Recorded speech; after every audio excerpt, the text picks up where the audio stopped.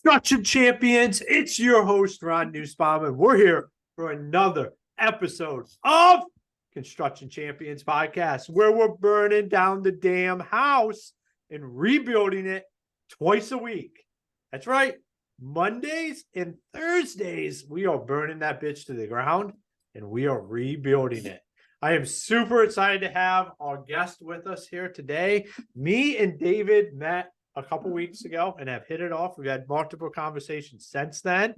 But David, it is great to have you on the show today. Likewise. Thank you. Thanks for having me. Great intro.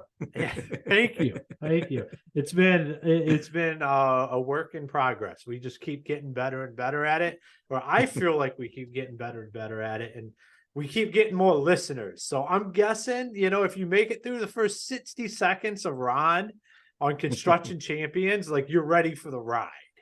So why don't you tell all the Construction Champions out there a little bit about yourself and what got you here to today?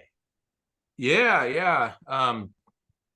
Man, keep trying to, every day figure out how we can help the world, bring value to folks. I've always loved business. My first company was in fourth grade in the winters of Michigan, picking up dog crap in people's backyards. And when I saw how it was fun to be outside, do stuff, and you get cash. And if you do a good job, people refer you. I think within 2 weeks, I got 10 houses making $40 a week in the fourth grade in the 80s. That was fun. And it just kind of sprung me forward in business. And so in and out of my own companies over the years. If it's not mine, I help companies grow and scale. I just I mentor a lot to young entrepreneurs and college kids, MBA students, venture funds. I just love people becoming successful. I don't have much tolerance for people that say they want to be successful and won't do anything, but the ones that want to go through it, then I love helping, volunteer my time, and just seeing others be successful. I love it, man. I love it. So let's just jump right in there. I'm going to ask the $1 million question, and that is, what makes a construction champion? Man, that is the $1 million question, right?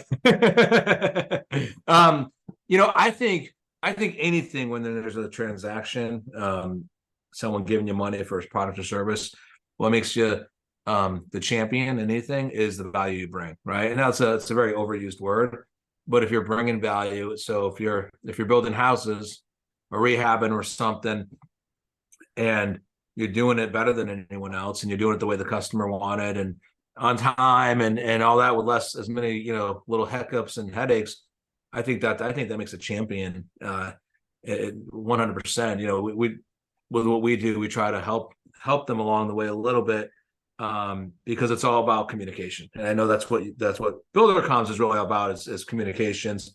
I think communications, the better you improve that, the better that, say, the customer perceives the work you did, that makes you a champion all day long.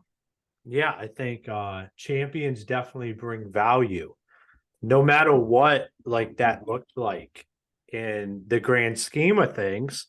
When you look at, I'm a huge Kobe Bryant fan, so I reference him on the show periodically.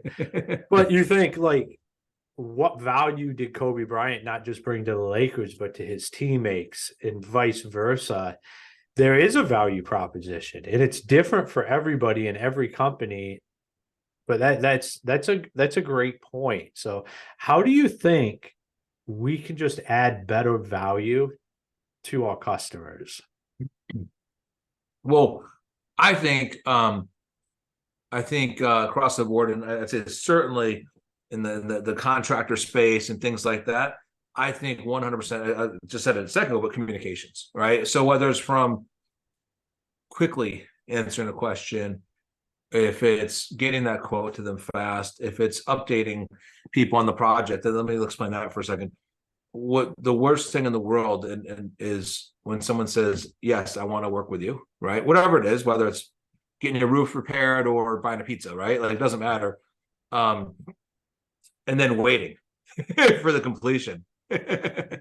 So we talk a lot about what are these things you can do to create instances to just touch base with your customer, right? To check in, say, hey, just so you know, we're super excited for this, for that, and get them going. We're in the process of a rebranding right now. My marketing person hit me up literally yesterday and goes, I can't wait for our call tomorrow. You're going to love what we got. I'm like, oh yeah, that's right. she's doing this for me. And as opposed to going, where is it? I'm going, I can't wait to see it. That little nuance clogs these revenue black holes, as referred to them, which makes customers not happy. Yeah, let's dive into that because we can be a roadblock. I'm guilty of this because when you think something's a no-brainer or any of that, like you don't necessarily focus on how easy is it for your customer to pay you or receive your service. And in construction, we can definitely do that. We can actually butt some heads on that, where a lot of times we have a backlog. A lot of times, are we collecting cash or checks, or have we made it easy to process credit cards? Are we doing finance? Like there's stuff we can do to way lower the barrier of entry. And I'll tell you, with my product, a good a mentor of mine a little bit ago was like, Ron, is this how you would want to do business? Like go on your website and buy your own product.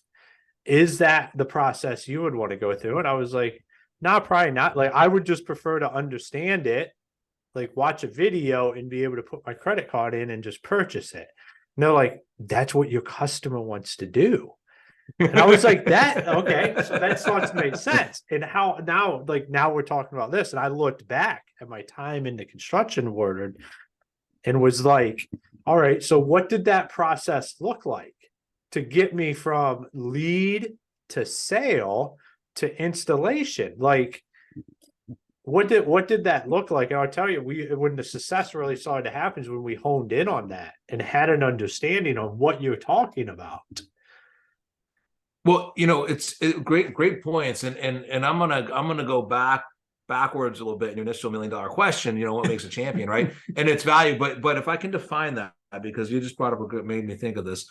There's really only two things that we need to do, okay, to get someone to do business with us. And I think in the contractor construction market, it's very, very prevalent.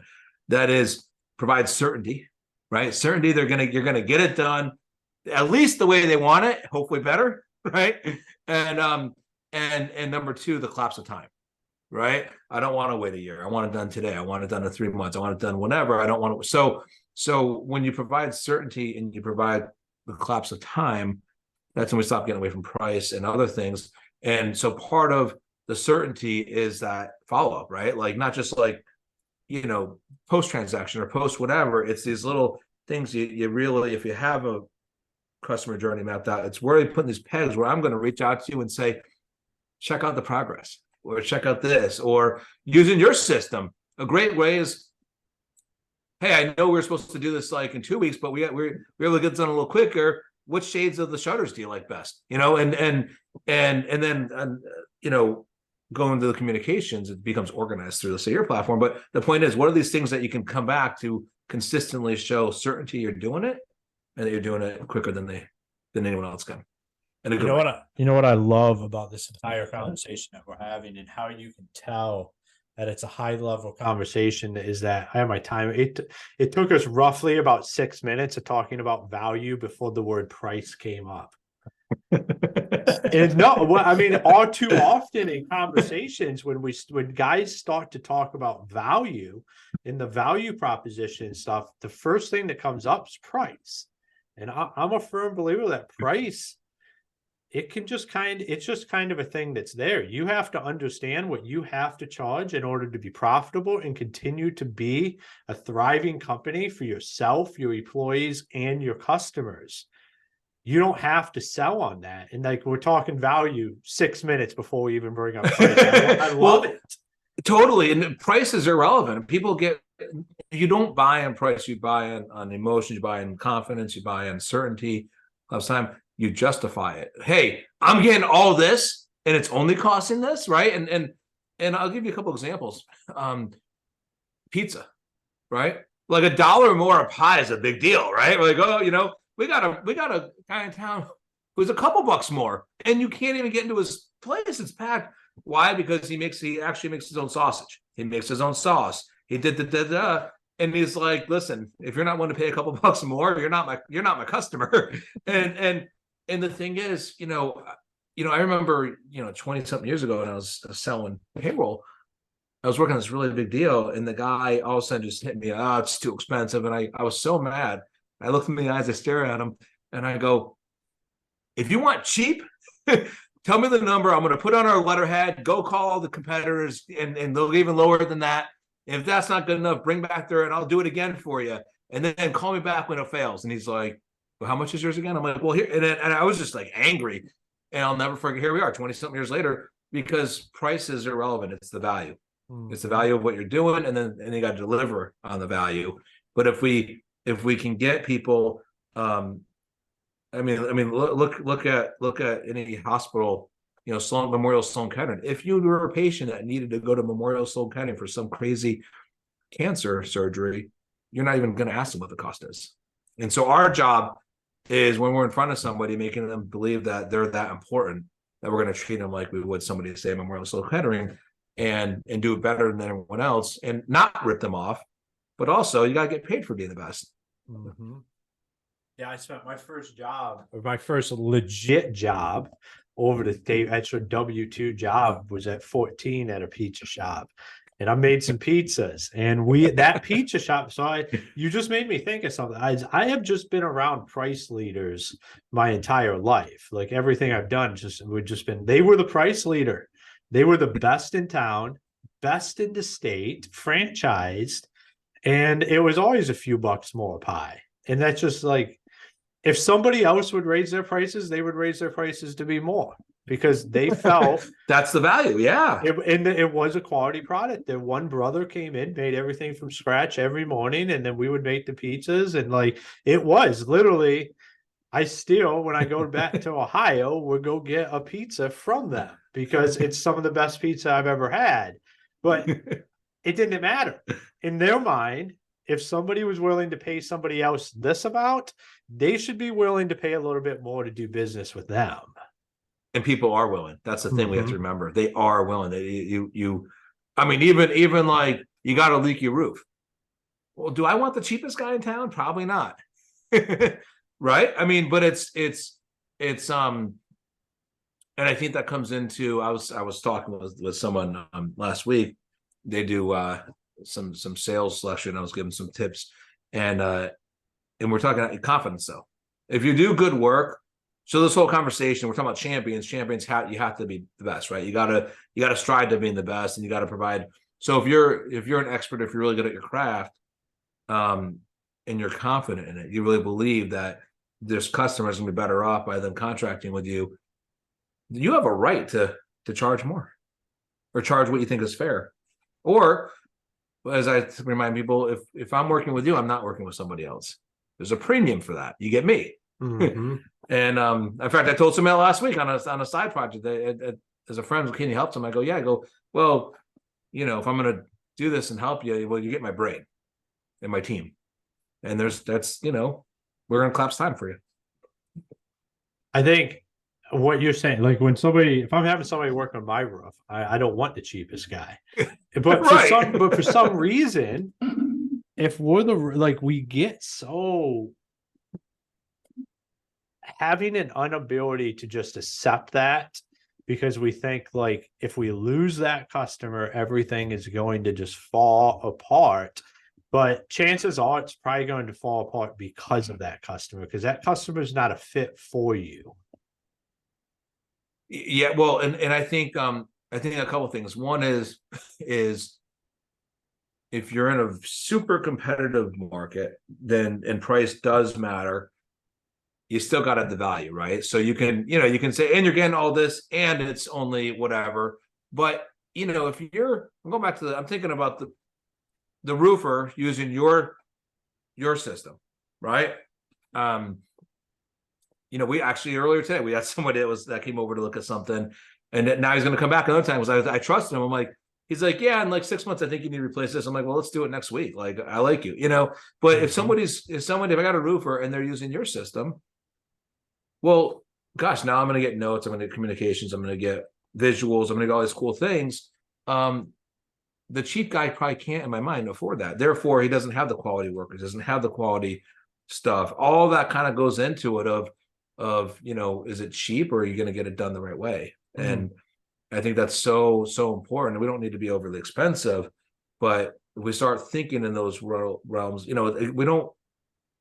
what is, I'm going to tangent for a second. What is it that we're really doing, right? Like, I'm not providing you a new roof. I'm making it so that at 2 a.m. you're not getting, cold water dripping on your forehead, right? There's a beautiful book read years ago, and the guy, your carpet cleaning company hired him, and they said, he said, well, you're not carpet cleaners. He did a bunch of research. And he said 80% of germs are in the carpet.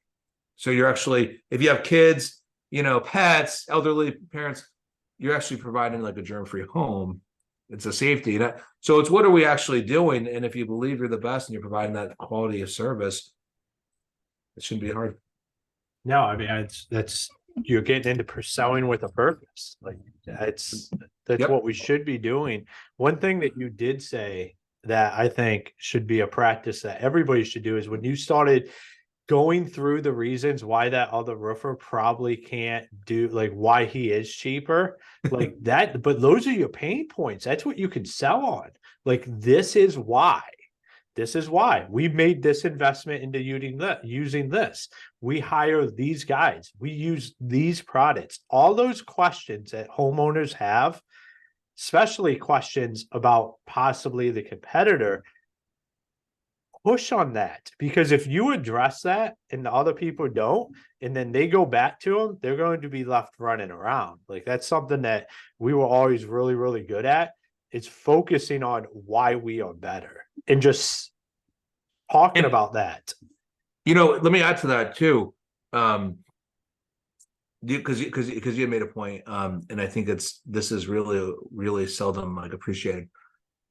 You mentioned, someone's not willing to pay your price, whatever. That might not be the caliber of customer you want, right? And I have a friend who's a contractor, who's done great work for us over the years, and he said, he hates firing customers, but he does, and they get obnoxious and they try to like, well, now I need you to do this project. And he's like, that's not what we agreed on, and all that back.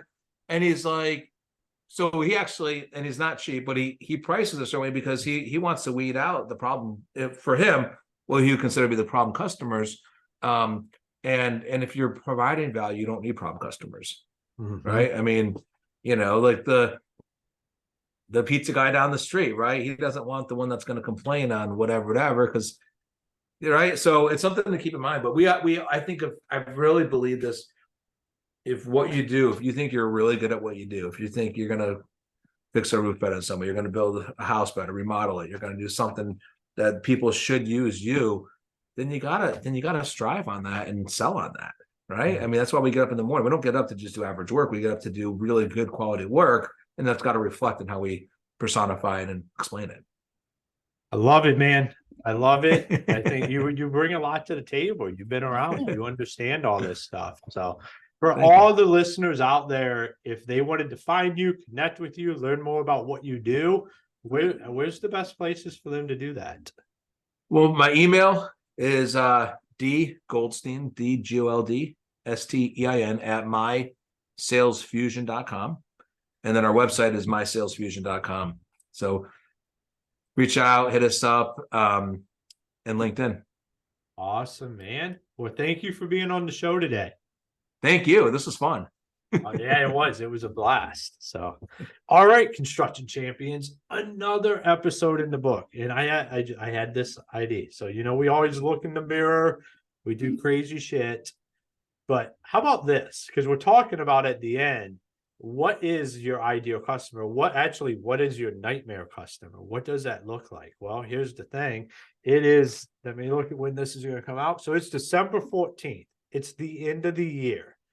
You've had 12 months of customers, and you have a clear recollection on what this year has been like. I'm not asking you to go to your books or look at all that kind of stuff, because chances are you probably tell me I don't have any of that stuff. I can't tell you from that perspective. But what I want you to do is I want you to sit down with a pad and a pen and draw a line in the middle of the paper and just go through your mind what you can recall job by job. What was a great job? What was a shitty job? What made this great? What made this shitty? Like that. that's how you can start to figure out the red flags or the green flags when you're talking to a new customer at the absolute simplest level. We're not even talking about getting into what's the most profitable job or what is, the best work we do. We're just talking about figuring out who you want to work with. Like, it's pretty simple. I think that's a great exercise. If you don't, move on to the Joe Rogan show, I guess. I don't know what to tell you. I think that's a pretty good one. If you're going to listen to a different podcast, I highly recommend Rue AF with Andy Frisella. It is tagged in this as a recommendation if you're listening on Spotify, but that's just my 2 cents. So Construction Champions, make sure you go to constructionchampions.com. Check out our partners that help keep this show rocking and rolling. And join our Facebook mastermind group, Construction Champions Mastermind Group. Pretty simple. I'm not a complex person here.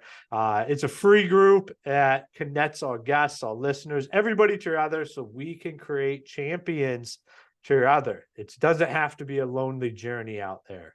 So until next time, be the champion you were meant to be.